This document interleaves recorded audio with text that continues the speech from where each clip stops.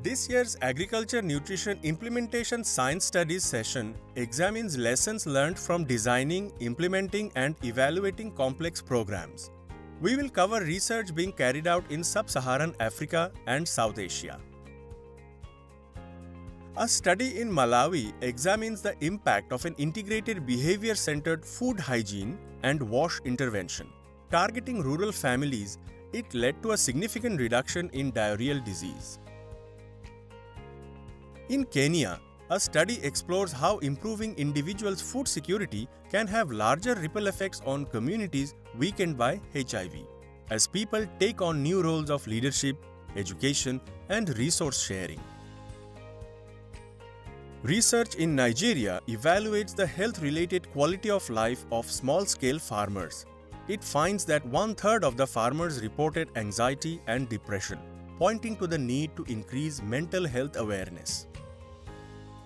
This study evaluates the impact of micronutrient supplementation among rural farm children in Telangana in India.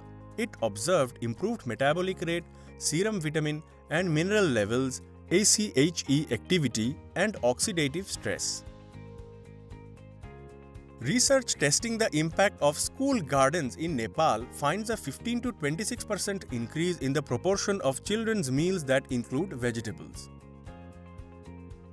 IFPRI's project in Bangladesh tested single versus combined training interventions in agriculture, nutrition, and gender provided to men and women.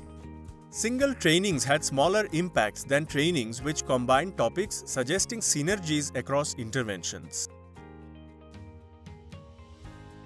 GIZ's multi-sectoral food and nutrition security project in India conducted a qualitative social behavior change study to understand enablers and barriers for women to follow good nutrition practices.